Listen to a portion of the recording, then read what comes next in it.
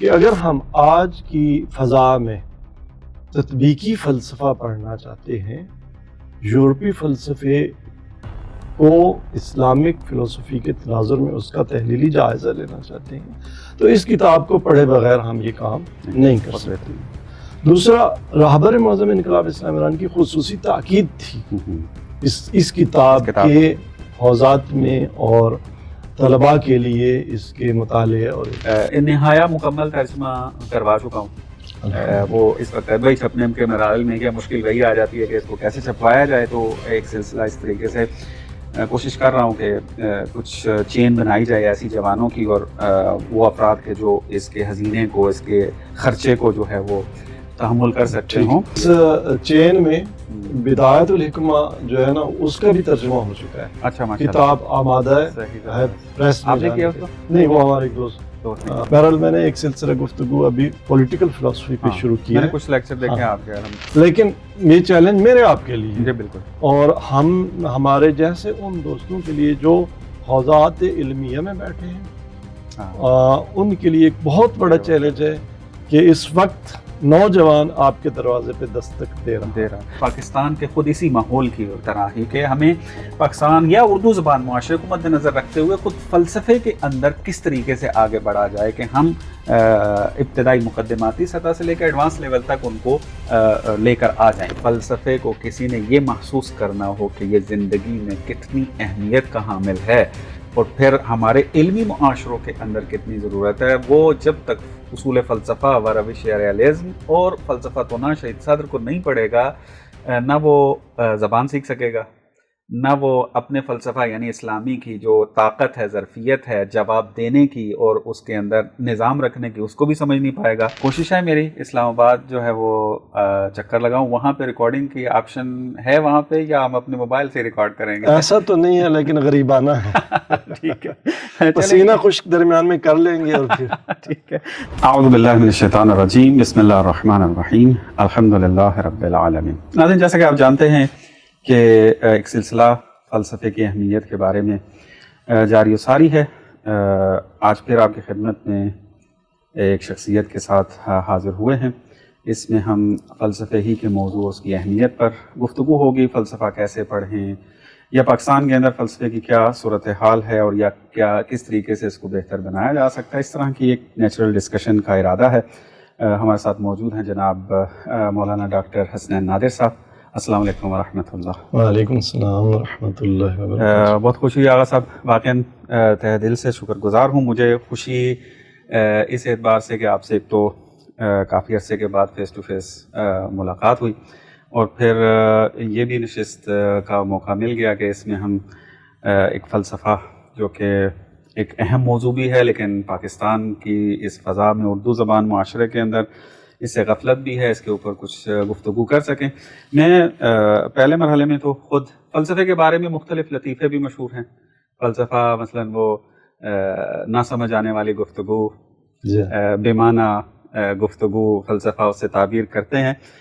میں چاہوں گا مختصر طور پر ناظرین کے لیے جو ہے فلسفہ کیا ہے اس پہ بات ہو جائے، پھر اس کی باقی تفصیلات میں جاتے ہیں۔ جی بہت بہت شکریہ، میری بھی سعادت ہے کہ مجھے آپ کی بھی زیارت نصیب ہوئی، اور بہرحال آپ جیسے اہل علم و فضل کی موجودگی میں میرے لیے گفتگو کرنا آسان نہیں ہے، لیکن ظاہر ہے ناظرین کے لیے چونکہ ہماری یہ گفتگو ہو رہی ہے تو شاید کسی عزیز کے، کسی دوست کے کام آ جائے ہماری گفتگو۔ اور پہلی تو وہی لطیفے والی بات ہے کہ اس کا تو جواب یہ ہے کہ کوئی بھی سبجیکٹ اگر اس کا استاد نالائق ہو تو وہ فلسفہ ہی بن جاتا ہے۔ وہ بھی ایک لطیفہ ہے۔ جی، وہ بالکل، چاہے نحو ہو، چاہے صرف ہو، چاہے سوشل سائنسز ہوں یا بہرحال سائنسز ہوں، وہ کوئی بھی علم ایکچولی اس علم کا عاشق بنانا، اس علم کا گرویدہ بنانا طالب علم کو، وہ استاد کا کام ہوتا ہے کہ کون کیسے مطلب کو بیان کرتا ہے۔ ظاہر سی بات ہے فلسفہ معقولات ہیں اور ریزننگ ہے، ظاہر ہے، تو جن لوگوں کی عقلی ورزش نہیں ہوتی تعقل کی، ریزننگ کی، بدقسمتی سے ویسے بھی وہ قرآن کریم تو اترا تھا، اس لیے لعلکم تعقلون، ہمیں عقل ورزی کی تعقلون کا جو قرآن نے صیغہ استعمال کیا نا وہ بطور فعل استعمال کیا، اور ہم کہتے ہیں کہ فعل مضارع کی جو دلالت ہوتی ہے وہ استقبال یا استمرار پر ہوتی ہے بہرحال، یعنی گویا قرآن تو یہ چاہتا ہے کہ ہم یہ تعقل کا کام جو ہے نا مسلسل کرتے رہیں، لیکن جو کام ہمارے ذمہ قرآن نے لگایا تھا یا جس ہدف کے لیے دین آیا وہ یہی تھا کہ ہم عقل و بصیرت کے ذریعے، وگرنہ تکوینی طور پر تو پوری کائنات ہی اس خداوند تبارک و تعالیٰ کے سامنے سجدہ ریز ہے، تو انسان جب خدا کی بندگی کرتا ہے، پرستش کرتا ہے، تو تعقل کی بنیاد پر، فہم کی بنیاد پر، ادراک کی بنیاد پر، بنابراین وہ انسان، وہ عابد، وہ مسلمان جو مناسک کو تو ادا کرتا ہے، لیکن بغیر تعقل کے، بغیر فہم کے، تو اس میں اور ایک در و دیوار میں کیا فرق ہے؟ وگرنہ تو کائنات کی ہر چیز خدا کی تسبیح کرتی ہے، لیکن جو تسبیح انسان کرتا ہے وہ اس کے شعور اور ادراک کی گہرائیوں سے اٹھی ہوئی اور عظمت خدا کے ادراک کے بعد سجدہ ہوتا ہے۔ بنابراین فلسفہ بے ایمانہ کہ فلسفہ ریزننگ کا ہنر ہے، استدلال کا ہنر ہے، تو یہ کوئی افسانہ نہیں ہے، یہ فرض ہے، یہ واجب ہے جو ہمیں ادا کرنا ہے۔ یعنی فلسفہ آراء کا مجموعہ نہیں ہے، نظریات کا۔ بعض اوقات دینی طبقے کی طرف سے بھی اور غیر دینی طبقے کی طرف سے بھی فلسفے پر جو اعتراضات نظر آ رہے ہوتے ہیں، ان میں ایک چیز وہ یہ دیکھ رہے ہوتے ہیں کہ مثلاً یہ یونان سے ہے، یہ مثلاً جو ہے وہ اسلام سے ہے، مثلاً کچھ بندے اسلامی فلسفے کے انکار کر رہے ہوتے ہیں چونکہ یہ مسلمانوں نے بیان کیا ہے، وہ کچھ یونان کا انکار کر رہے ہوتے ہیں چونکہ یہ یونان سے آیا ہوا ہے۔ تو آراء کی جو مجموعہ ہے، مدون ایک کتاب ہے، اس کو فلسفہ سمجھ رہے ہوتے ہیں۔ دیکھیں جہاں تک کہ یہ تصور ہے نا کہ کہاں سے آیا ہے، دیکھیں سب سے پہلے تو ہماری نصوص اس بات کے برعکس ہیں۔ خذ الحکمہ، حکمت کو لو، چاہے کافر کے پاس ہو، چاہے آپ کو چین جانا پڑے، چاہے آپ کو روم جانا پڑے، ضالۃ المومن، جس کے پاس بھی ملے وہ اس کو اخذ کرتا ہے۔ تو یہ بات تو بنیادی طور پہ ہی ہمارے متون کے خلاف ہے، نصوص کے خلاف ہے، اور پھر اس پہ نقص بھی یہ ہے کہ اگر ایسا ہے تو پھر بہت سارے دیگر سائنسز بھی، ہم میڈیکل سائنسز ہم کہاں سے پھر ہم نے لیے بالآخر گھوم پھر کے باہر سے۔ لیکن بات یہ نہیں ہے، بات یہ ہے کہ علم و حکمت میراث ہے انسانیت کی، وہ ہمارا مال ہے، اس کو ہم نے اخذ کرنا ہے۔ اگر کسی اور جگہ سے آئی ہے تو انہوں نے کہاں سے لی؟ جہاں بھی علم ہے، جہاں بھی حکمت ہے، اس کا منبع اور فیض کا جو سرچشمہ ہے وہ ذات باری تعالیٰ ہے، اور جو اس نے اگر کسی کو کوئی فہم عطا کیا ہے تو اس کو اخذ کرنا ہے۔ آصف، میں چونکہ زیادہ ایران میں رہا ہوں، پاکستان کے ماحول سے زیادہ آشنا نہیں ہوں، ایک خوشی کی بات میرے لیے یہی ہے کہ آپ سے ملاقات ہو گئی اور ہم اس کو ریکارڈ بھی کر رہے ہیں۔ میرے توسط سے بعض افراد دوسرے بھی جو ہیں وہ استفادہ کریں گے۔ جاننا چاہتے ہیں، بہت سارے ہمارے اور بھی دوست ہیں جو فلسفے میں کام کر رہے ہیں اور وہ پاکستان یا اردو زبان کے اندر وہ کام کرنا بھی چاہ رہے ہیں۔ دو میدان ہیں یہاں پر، ایک ہے خود فلسفے کا میدان، ایک ہے فلسفہ اسلامی۔ میں ابھی فقط فلسفے کی بات کرتا ہوں کہ آپ پاکستان میں اتنے عرصے سے کام کر رہے ہیں اور پڑھا بھی رہے ہیں، نوجوانوں سے ارتباط بھی ہے، خود فلسفے کے عنوان سے آپ کو اس جدید دور میں محسوس ہوتا ہے کہ جاذبیت بڑھ رہی ہے، جوان سیکھنے کی طرف آ رہے ہیں، اور کیا موجودہ صورتحال ہے اردو زبان معاشرے میں؟ دیکھیں، حکمت کی ذات میں حسن ہے، اور حسن جہاں بھی اپنے آپ وہ اٹریکٹ کرتا ہے۔ اصل میں نالائکی یا کمزوری وہ ہماری ہے۔ آپ اس بات کا یہاں سے اندازہ لگائیں کہ بھلا ہمارے نوجوان وہ اپنی گفتگو میں ڈیکارٹ کا نام نہیں لیتے، وہ کانٹ کا نام نہیں لیتے، وہ ہیگل کا نام لے لیتے ہیں، وہ رسل کا نام تو لیتے ہیں، یہ بھی تو فلسفر تھے، لیکن یہ ہمارا المیہ بھی ہے کہ وہ ابن سینا کا نام کیوں نہیں لیتے، وہ ملا صدرہ کا نام کیوں نہیں لیتے، وہ شیخ شہاب الدین سہروردی کا نام کیوں نہیں لیتے۔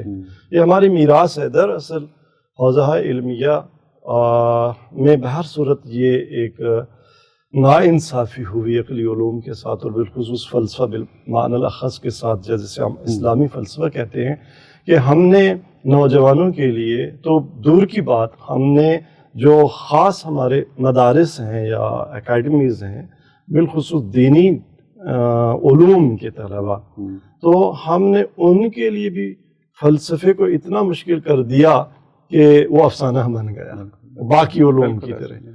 ہم اگر آج بھی آج کے نوجوان کی زبان اور لینگویج میں بولیں، ہماری ایک ٹریجڈی یہی ہے، اور خود میں اپنے اندر بھی اس چیز کو فیل کرتا ہوں، سٹل میں اس کو ریکور بھی کرنے کی بہت کوشش کر رہا ہوں، کہ ہم بلسان قوم نہیں بولتے، جبکہ انبیاء علیہ السلام کی یہ خصوصیت جو قرآن نے ذکر کی، تمام انبیاء بلسان قوم ہے۔ اور لسان قوم کا مطلب یہ ہے کہ آپ اس کلچر کے ساتھ، اس فرہنگ میں، اسی ٹرمینالوجی میں بات کر رہے ہوں جس میں آپ کا مخاطب سمجھتا ہو۔ اب اس مقدمے کے ساتھ میں آپ کے سوال کا جواب دیتا ہوں کہ دور بدل گیا ہے۔ اس وقت میں مجھ جیسا نالائق ایک طالب علم فلسفے کا، مجھ سے تقاضا نوجوانوں کا کیا ہے؟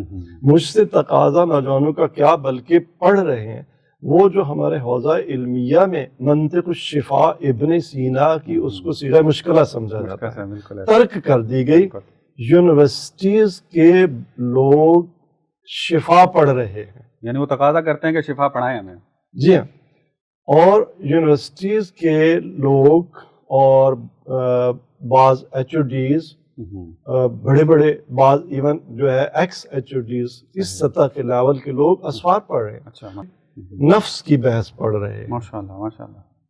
اور کون پڑھ رہا ہے؟ وہ دینی طلباء نہیں، وہ امریکہ، وہ برطانیہ، وہ کینیڈا، وہ اپنے ملک کی طول و عرض میں پھیلی ہوئی یونیورسٹیز کے اسکالرز اور پروفیسرز پڑھ رہے ہیں۔ بہت زبردست، بہت زبردست ہے۔ اچھا، اس سے آپ کی میں چاہوں گا اس کے اوپر اگر آپ کے تجربات بھی ہوں تو اس کو شیئر کریں، چونکہ ہم بعض اوقات ایران میں جب مباحثہ کرتے تھے دوستوں کے ساتھ، ابھی بھی بعض دوست ایسے ہوں گے شاید جو میڈیا پر نہیں ہیں اور پاکستان میں آنا جانا ان کا کم ہے، یا مثلا یونیورسٹی کے حد تک رسائی نہیں ہے، وہ سمجھتے ہیں کہ ہم اسفار تک پڑھ تو لیا ہے، اب اس کو بیان کہاں کریں، کیونکہ مدارس میں بھی رائج نہیں ہے، ٹھیک ہے، تدریس کا کوئی میدان نہیں ہے، اور جوانوں کے اندر طلب نہیں ہے، عوام جو فلسفے کو جانتی نہیں ہے، تو اس کو کہاں بیان کریں؟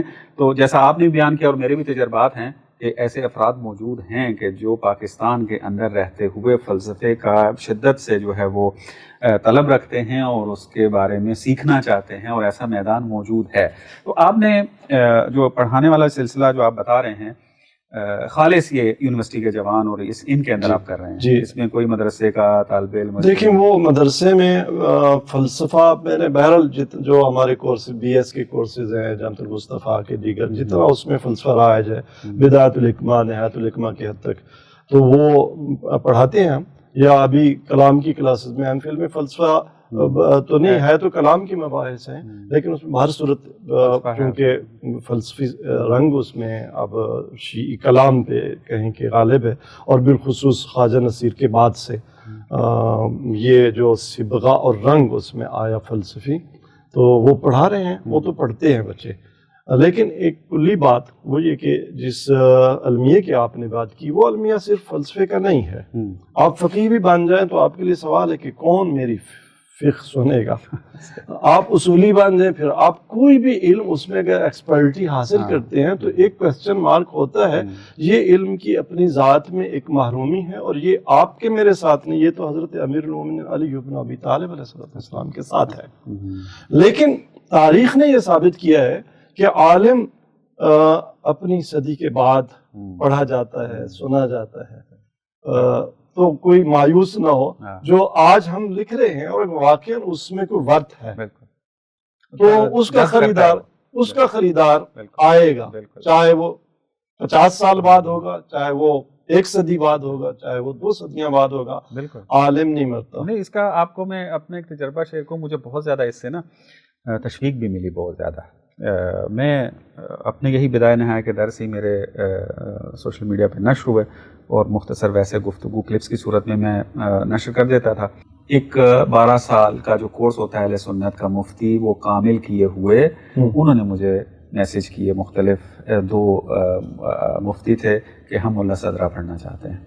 یہ مثلا دینی طبقے میں اس طریقے سے. اور یونیورسٹی لیول پہ جب دیکھا یا مثلا عوام کے طبقے میں, مجھے آج تک وہ میسج بھولتا نہیں ہے. میں ہر جگہ اس کا تذکرہ کرتا ہوں. مجھے پتہ بھی نہیں ہے وہ کون ہے آج تک. پھر میں اس سے وہ نمبر چونکہ سیو نہیں تھا. میرا درس بدایہ کے نشر ہو رہے تھے, میں حوزے کے لیے کر رہا تھا کہ حوزے کے اسٹوڈنٹ جو ہیں وہ استفادہ کریں گے.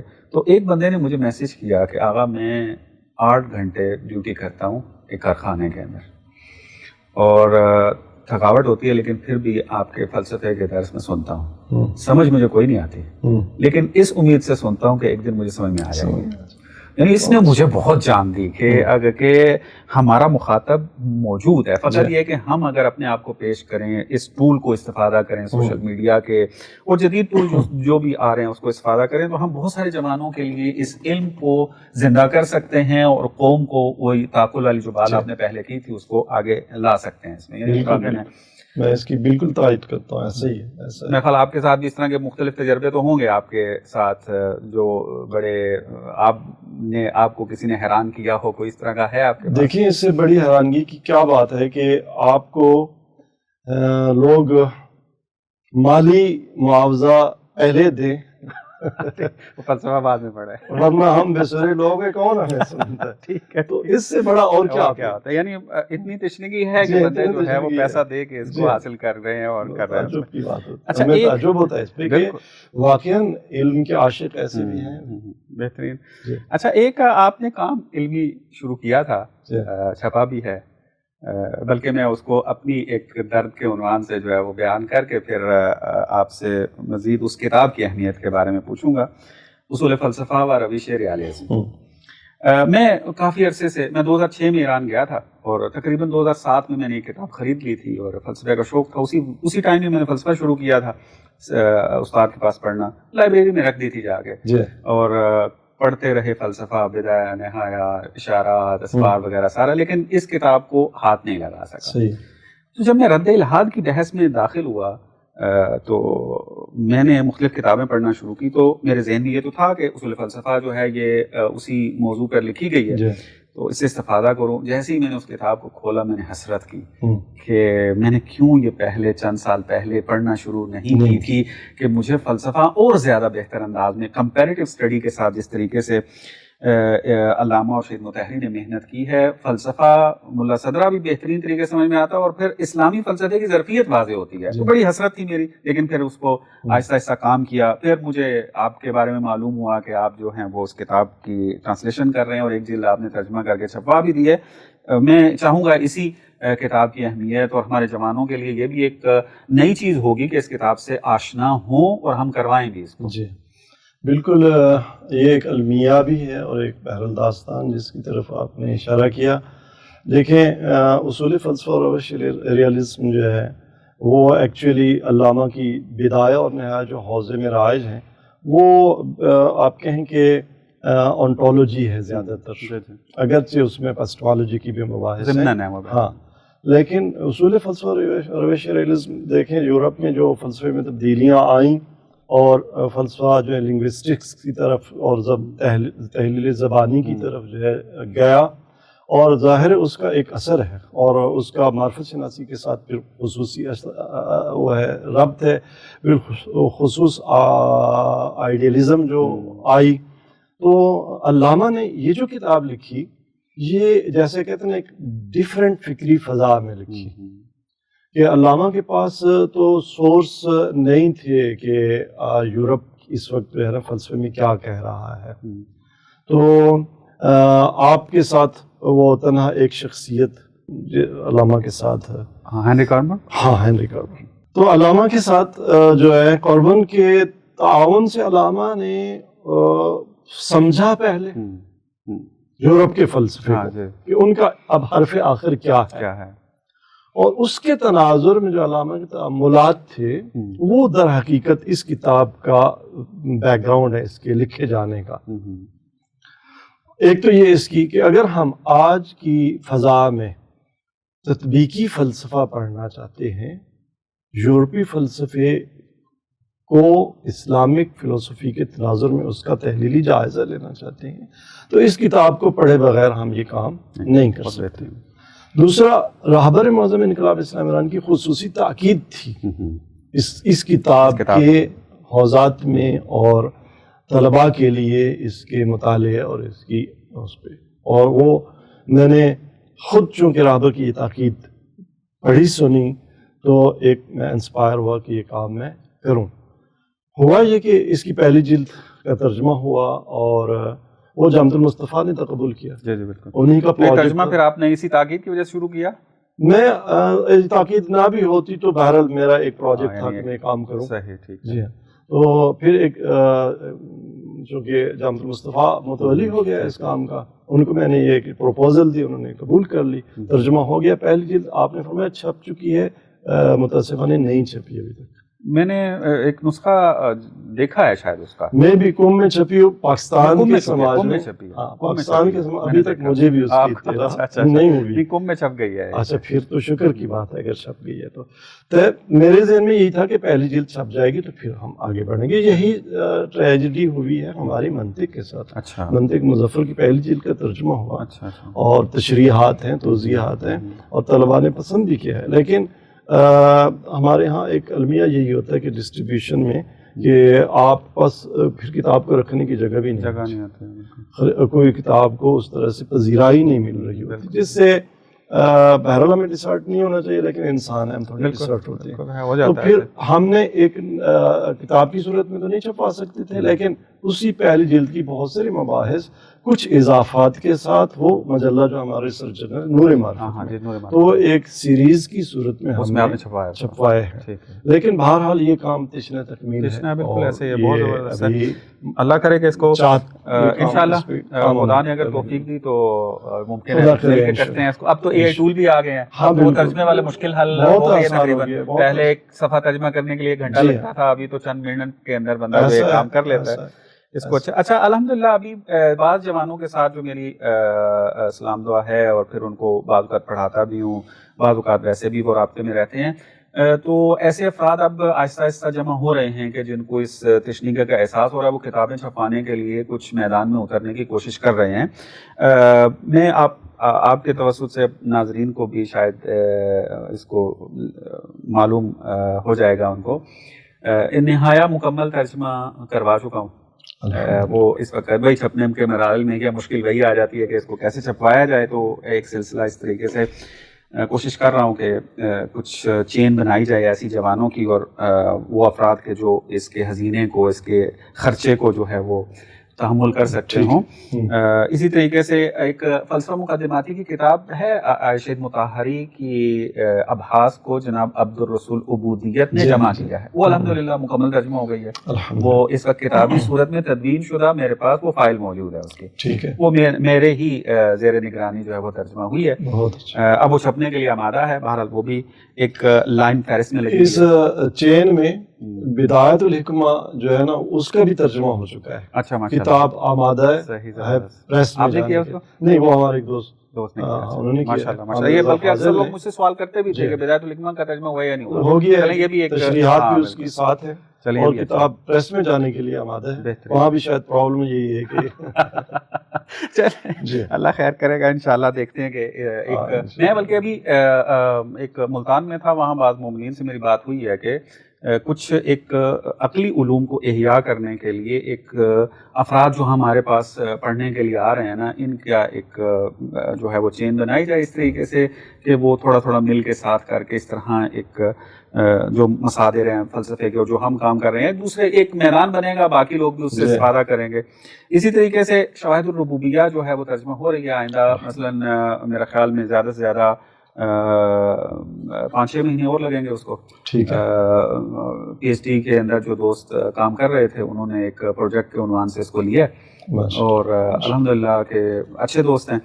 وہ اگر ترجمہ ہوگی تو صدرہ کا ایک مختصر متن اور ایک میرے خیال میں اسفار کی جگہ اگر شواہد الربوبیہ کو تدریس کیا جائے، ایک زمان بھی کم ہو جائے گا اس کے اندر، اور ایک اگرچہ ایک مشکل تو ہے اس کی اختصار والی کہ اس کی ایک صدر کو کھولنے کے لیے پھر وقت بھی اتنا درکار ہے، لیکن بہرحال ایک اساتذہ جی کہتے ہیں کہ جو تدریسی متن ہے نا جس کو گویا مولا صدرہ نے تدریس کی غرض سے لکھا. اسفار درس کے آپ یوں کہ اجتہادی کتاب ہے، اجتہادی کتاب ہے، اس میں بس آراء خارج زیادہ ہے، نقل ہیں، وہ شروع کرتے ہیں آخر میں پتہ ہی نہیں چلتا کہ اب کیا اس کا نتیجہ اس کو سمیٹنا ظاہر ہے وہ مشکل ہو جاتا ہے. تو یہ بہت اچھا جو ہے کام ہے کہ الشواہد الربوبیہ کا جو ترجمہ ہے. جی الحمدللہ یہ ایک کاوشیں اچھی چل رہی ہیں اور کوشش کر رہا ہوں کہ میں آپ اس طرح ہوں. آموزش فلسفہ ترجمہ ہوئی ہے آغا مصباح کی. یہ کچھ انڈین دو دوست ہیں، انہوں نے ایم فل کے اندر اس پروجیکٹ کو کامل کیا تھا، لیکن ابھی وہ مصطفیٰ چھاپ رہا ہے اس کو یا نہیں. جلد اول کا تو خبر ملی تھی شاید چھاپ دیں، لیکن نہیں معلوم آپ کو کیا ہے. اگر انہوں نے وہ کام نہ کیا تو پھر ایک پروجیکٹ کے طور پہ ہمیں خود ہی کرنا پڑے گا کہ اے آئی سے استفادہ کرتے ہوئے اور پھر ایک ماہر کو جو ہے بٹھا کر اس کا ایک ترجمہ جو ہے وہ کیا جائے. بہرحال یہ ایک دوسرے کو تشویق کرنے کے لیے بیان کیا ہے کہ اس طرح کے متن کو جو ہے وہ ترجمہ. اچھا اس کے اندر ایک اور نقطہ شاید اس کو پھر اختتام کی طرف لے جائیں. ایک کتاب جو اور بھی مظلوم واقع ہو رہی ہے حوزے کے اندر بھی ہے اور نوجوان نسل بھی اس کو نہیں جانتی، اور شخصیت بھی شہید صدر رحمۃ اللہ علیہ، ان کی کتاب فلسفتنا، کہ میرے خیال میں خود شخصیت بھی مجہول ہے. ان کی کتاب جو الاسس المنطقیہ للاستقراء کہ جس کے اندر انہوں نے جو ہے وہ ایک ابتکار جو دکھایا ہے، وہ اس سے آشنائی جو ہے ہماری اردو دان طبقے کو نہیں معلوم، اور روزے میں بھی متروک ہے، اس کو تو پڑھا بھی نہیں جاتا. اور ایک کتاب خود فلسفتنا، اس پہ چاہوں گا اگر آپ کے ذہن میں مطالب ہیں تو اس کو تھوڑا شہید کے حوالے سے. اور فلسفی میں ایم اے کے کورس میں شامل ماشاءاللہ تو اس کا ترجمہ ہوا، لیکن اس کے ساتھ بھی کچھ بہرحال ہمارے ان کے ساتھ وہ کتب کے ساتھ ان کا پراپر تعارف نہیں ہوتا. یہ المیہ ہے، اور اس کتاب کا بھی تعارف ابھی تک نہیں ہوا. مثلا آپ دیکھیں کہ اس طرح جس طرح میں نے اصول فلسفہ کے اعتبار سے بیان کیا ہے فلسفہ تو ابھی میرے پاس بعض جوان آئے پڑھنے کے لیے، تو میں نے پھر ایک تشخیص یہ دی تھی کہ چونکہ پاکستان کے اندر مارکسزم جو ہے وہ اپنی اس آب و تاب کے ساتھ جو ہے وہ موجود ہے، بلکہ سارے ازمز موجود ہے. سمجھ رہا ہوتا ہے کہ شاید مارکسزم جو ہے وہاں پہ اگر ختم ہو گیا تو ہر جگہ سے ختم ہو گیا نا، یا ایران میں جو ہے پاکستان میں جو ہے وہ بڑے اپنے فلسفے کے ساتھ. اس پہ میں ایک جملہ عرض کرنا چاہوں گا کہ ابھی جو پہلی جنگ مسلط ہوئی اسلامی جمہوریہ ایران پہ، تو جب عالمی سطح پہ ایک فضا بنتی جا رہی تھی کہ اسلامی جمہوریہ ایران پہ حملہ ہو جائے امریکہ اور اسرائیل کی طرف سے، تو یہاں پہ بیٹھے ہوئے کچھ لوگ آپ نے جیسا کہ فرمایا اور جانتے ہیں ہمارے ناظرین بھی کہ مارکسزم ایٹ دا اینڈ جو ہے کمیونزم پہ پہنچتا ہے، اور کمیونزم جو ہے وہ نو اسٹیٹ پہ جا پہنچتی ہے. تو نو اسٹیٹ تو اپنی جگہ، یہاں بالخصوص نو ریلیجس اسٹیٹ. نو ریلیجن تو شروع سے ہی ختم کرتے ہیں. وہ یورپ میں تو گالی تھا بھی، اب ہمارے اتنی لمبی داڑھی والوں نے بھی اور دانشوروں نے بھی ریلیجس اسٹیٹ کو اور بالخصوص ولایت فقیہ کے نظریے پر قائم اسٹیٹ کو گالیاں دینا شروع کر دی. بالکل ایسے. تو اس تناظر میں دیکھیں یہ ازمز وہی آپ والی بات ہے کہ یہاں کسی نہ کسی صورت میں زندہ، اسی ضرورت کو محسوس کرتے ہوئے بہرحال میں نے ایک سلسلہ گفتگو ابھی پولیٹیکل فلسفی پہ شروع کیا ہے. کچھ لیکچر دیکھے آپ کے الحمدللہ. تو اس میں خواہش یہی ہے کہ ہم دیکھیں کہ بالآخر یونان سے اس طرف بالخصوص جو ہے 19ویں صدی سے بعد پولیٹیکل فلسفی نے کتنے ازمز دیکھے اور ان میں ریلیجس اسٹیٹ کا کتنا سکوپ بنتا ہے یا نہیں بنتا. جب یہاں بیٹھ کے ایک شخص شیعہ کہلوا کے، ایک سید کہلوا کے، یا ایک بہت بڑا دانشور اور فلسفی کہلوا کے کہے کہ کہاں ہے دینی حکومت قرآن میں، مجھے دکھاؤ، تو وہاں پھر فرض بن جاتا ہے. اور یہ بھی چیزیں بہرحال وہ جو ہماری بات ہو رہی تھی کہ ہم بعض اوقات ہمیں ہٹنا پڑ جاتا ہے کہ سماج میں ایسے چیلنجز آ رہے ہوتے ہیں کہ وہاں اگر آپ نہ بولیں تو بھی گزارا نہیں چلتا، ایک فرض جو ہے نا فوری ادا نہیں ہوتا. بالکل ایسے ہی ہے.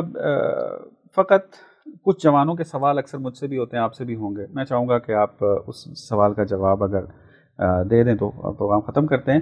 جوان کہتے ہیں ہم فلسفہ شروع کرنا چاہتے ہیں، کیا کریں؟ تو اس میں جو ہمارے موجودہ آپ خود بھی پڑھا رہے ہیں یا موجودہ کوئی اس میں آپ کوئی تجربہ رکھتے ہیں، یا مثلاً کیا آپ مثلاً اس میں مشورہ دے سکتے ہیں کہ اگر یونیورسٹی والوں کے لیے ویسے مشکل تو ہے، ہم نے کوئی نصاب تو تدوین کیا نہیں ہوا، درست ہے. کتاب تو موجود نہیں ہے لیکن بہرحال موجودہ کتابیں پھر حوزے کے لیے ہیں, وہ ان کو سمجھ میں نہیں آتی ہیں جلدی. اس میں ایک پریکٹیکل ہم کام کیا کر سکتے ہیں؟ دیکھیں پریکٹیکلی اپنی وسعت کے مطابق آپ نے بھی شروع کیا ہوا ہے, میں نے بھی ایک بحث شروع کی ہوئی ہے, اور اس میں کوشش یہ ہوتی ہے کہ ان جوانوں کے لیول پہ, کیونکہ جب تک ہم کورس کوئی ڈیزائن کرتے ہیں نوجوانوں کے لیے وہ خود وقت طلب ہے, اور جتنی میری شناخت ہے کتاب شناسی اس میں فوری طور پہ کسی کالج کے بچے کو, یونیورسٹی کے بچے کو یہ نہیں کہہ سکتا کہ یہ بک ہے اور اٹھا لو اور آپ اس کی اسٹڈی شروع کر دو. تو اس لحاظ سے تو میں وہی پھر شرمندگی والی بات ہے بہرحال. لیکن کچھ سلسلے ہیں, اور نہ فقط ہمارے ہاں دیگر الحمدللہ جو مسالک کے دانشور ہیں وہ بھی اب فلسفے پہ اس وقت یوٹیوب چینل کئی چینلز چل رہے ہیں, تو یہ ڈیبیٹس آ چکی ہیں, آ رہی ہیں, لیکن یہ چیلنج میرے آپ کے لیے بالکل, اور ہمارے جیسے ان دوستوں کے لیے جو حوزات علمیہ میں بیٹھے ہیں ان کے لیے ایک بہت بڑا چیلنج ہے کہ اس وقت نوجوان آپ کے دروازے پہ دستک دے رہا. اچھا, آپ کی اس بات سے میں دوبارہ تاکید کروں گا, آپ نے بہت اچھے نقطے کی طرف اشارہ کیا, شاید ہم اس کو اپنے ایران میں بیٹھے, نجف میں بیٹھے دوستوں تک یہ بات پہنچائیں کہ پاکستان کے حالات سے آشنائی نہ ہونا سبب بعض اوقات بنتا ہے کہ وہ پھر یہاں کے افراد کو دیکھتے ہوئے پلاننگ نہیں کر پاتے ہیں. میرے خیال میں ہماری کوشش ہوگی انشاءاللہ, خدا نے اگر توفیق دوبارہ دی, آپ کی خدمت میں رہے اور اس کو ریکارڈ کیا, ہم کوئی پاکستان کے خود اسی ماحول کی طرح ہی کہ ہمیں پاکستان یا اردو زبان معاشرے کو مد نظر رکھتے ہوئے خود فلسفے کے اندر کس طریقے سے آگے بڑھا جائے کہ ہم ابتدائی مقدماتی سطح سے لے کر ایڈوانس لیول تک ان کو لے کر آ جائیں. ایک مرتبہ ڈسکس اس طریقے سے اپنی تجویز دیں, پھر ہمارے ماہرین جو دوستان ہیں ان کو دیکھتے ہوئے اپنی رائے کا اظہار بھی کر سکتے ہیں. دیکھیں میں سمجھتا ہوں جو چیز میں نے اپنی ذات میں بھی فیل کی ہے, محسوس کیا, بلکہ اس کا ایکسپیرینس ہے میرا, کہ ہم جس فضا میں بیٹھ کے پڑھاتے ہیں نا اس کی لینگویج اور بالکل, اور جس فضا میں ہم نے ڈیلیور کرنا ہے اس کی لینگویج ٹوٹلی ڈیفرنٹ ہے. اور ہمارے لیے مشکل ہوتی ہے ابتدا میں آ کے, ہمیں بولی نہیں آتی, گویا ایک علم ہوتا ہے لیکن اس کو بیان کرنے کی زبان ہمارے پاس نہیں ہوتی. ہم جہاں بھی بیٹھے ہوں ہم اس طرف مسلسل متوجہ رہیں, اور اس کا بہترین طریقہ جو میں سمجھتا ہوں کہ اس وقت جتنی بھی آج گلوبل ولیج ہے اور یہ جو دور ہے, ہم بیٹھ کے صرف ایک کلک پہ تھوڑا سا اے آئی کسی ٹول سے پوچھ لیں کہ اس وقت فلسفی پہ اردو میں کتنی ڈیبیٹس ہو رہی ہیں, کون کر رہا ہے, اور وہ ہماری علمی سطح سے بہت نیچے کی لیول کی گفتگو ہوگی, لیکن وہ ہمیں بولی سکھائیں, ہمیں بولنا سکھائیں, وہ کون سی ٹرمز یوز کرتے ہیں کیا. جہاں ہم اساتذہ حوزہ کے سامنے تلمذ کرتے ہوئے اسفار پڑھ رہے ہوتے ہیں وہاں ہم یہ بھی پڑھیں, ہم لینگویج سیکھیں گے. اور دوسرا میں سمجھتا ہوں کہ ایک بہت گیٹ وے جو اگر آج کے نوجوانوں سے گفتگو کرنے کا اور فلسفی گفتگو کرنے کا ہے, وہ ازمز جن کی آپ نے بات کی. آپ اگر ڈائریکٹ ملا صدرہ پڑھانا چاہیں گے تو خوش ہو جائے گا, ہاں, لیکن اگر آپ کیمونزم پڑھانا چاہیں گے, اگر آپ مارکسزم پڑھنا چاہیں گے, اگر لبرلزم پہ گفتگو کرنا چاہیں گے, اگر آپ آئیڈیالزم پہ گفتگو کرنا چاہیں گے تو نوجوان سنے گا. اس میں آپ پڑھائیں کہ مکتب طباطبائی کیا ہے, مکتب ابن سینا کیا ہے, مکتب ملا صدرہ کیا ہے, اور ازمز کیا کہتے ہیں. تو یہ نتیجہ یہی بنتا ہے ہمارا, وہی جو کہ میرا بھی زندگی کا یعنی خلاصہ یہی بنتا ہے کہ ابھی تک موجودہ صورتحال میں اگر فلسفے کو کسی نے یہ محسوس کرنا ہو کہ یہ زندگی میں کتنی اہمیت کا حامل ہے اور پھر ہمارے علمی معاشروں کے اندر کتنی ضرورت ہے, وہ جب تک اصول فلسفہ و روش ریالزم اور فلسفہ تونا شہید صدر کو نہیں پڑھے گا, نہ وہ زبان سیکھ سکے گا, نہ وہ اپنے فلسفہ یعنی اسلامی کی جو طاقت ہے, ظرفیت ہے جواب دینے کی اور اس کے اندر نظام رکھنے کی, اس کو بھی سمجھ نہیں پائے گا. تو ان کتابوں کے اوپر جو ہے وہ میرے خیال میں پھر نظر رکھنی ہوگی اور اس کو حوزوی لیول کے اوپر بھی تدریس کے اندر شامل ہونا ہوگا. جی بالکل ایسا. ایک چیز میں بہر صورت جو ایک پیشکش کر سکتا ہوں وہ یہ کہ اب میرے پاس چونکہ حضور ذہن نہیں ہے, فکس فگرز تو نہیں ہے, لیکن شاید 50 سے بھی 50 پلس ایسے فلسفی یا اسلامک فلسفی کے آرٹیکلز، ریسرچ آرٹیکلز جو ہمارے مجلہ نور معرفت میں چھپ چکے ہیں، تو وہ بھی ایک متن ہے نوجوانوں کے لیے، یعنی فلسفے کی اسٹڈی اور اس کو سمجھنا اور اس کے لیے بہت، اور یہی اصول فلسفہ اور روش ریئلزم کی بھی وہ ایپسٹمولوجیکل ابحاث جو ہے مثلا اس کے وہ وہاں پہ اس کے مقالات، یعنی وہ بحث ایپسٹمولوجی کرنے والے تھے اس میں آگے وہ آ چکا ہے. بہت شکریہ. اگرچہ موضوعات تو بہت زیادہ ہیں کہ انشاءاللہ میرا تو ارادہ یہ ہے کہ جب ملاقات ہو ہم ایک اسی طرح کی ایک علمی نشست کے جو ہماری گفتگو سے دوسروں تک پہنچے، چونکہ یہ تشنگی بہت زیادہ جوانوں میں نظر آ رہی ہے، اور ہم کسی حد تک ان کی یہ تشنگی بجھا سکیں اور کسی دوسرے کے لیے لائے عمل پیش کر سکیں، جو سیکھا ہے اس کو ایک زکوٰۃ کے طور پر جو ہے وہ بیان کر سکیں، اس کو ریکارڈ بھی کریں. تو کوشش ہے میری اسلام آباد جو ہے وہ چکر لگاؤں، وہاں پہ ریکارڈنگ کی آپشن ہے وہاں پہ، یا ہم اپنے موبائل سے ریکارڈ کریں گے؟ ایسا تو نہیں ہے لیکن غریبانہ ہے. ٹھیک ہے، پسینہ خشک درمیان میں کر لیں گے اور پھر ٹھیک ہے، چلیں یعنی ریکارڈ ہو سکتی ہے انشاءاللہ. ضرور ناظرین، ہم انشاءاللہ دوبارہ انہی شخصیت کے ساتھ آپ کی خدمت میں حاضر ہوں گے. بہت اہم گفتگو ہونے والی ہے اردو زبان میں کہ آج تک اس پر بات نہیں کی گئی. بس افسوس ہوتا ہے کہ کوتاہی بھی ہے، جیسے آغا صاحب نے اشارہ کیا کہ ہماری طرف سے کہ ہم بعض اوقات بعض میدانوں میں ماحول میں رہتے ہوئے جو اردو زبان معاشرہ ہے اس سے غافل ہو جاتے ہیں، اور یہاں پر موجود جو افراد ہیں جو تشنگی رکھتے ہیں ان کے لیے پلاننگ نہیں کر پاتے. لیکن وہ کہتے ہیں کہ خدا کی بارگاہ میں دیر ہے اندھیر نہیں ہے، اور انشاءاللہ بہتری کرے گا. دعا میں یاد رکھے گا. انشاءاللہ دوبارہ حاضر ہوتے ہیں. والسلام علیکم ورحمۃ اللہ وبرکاتہ.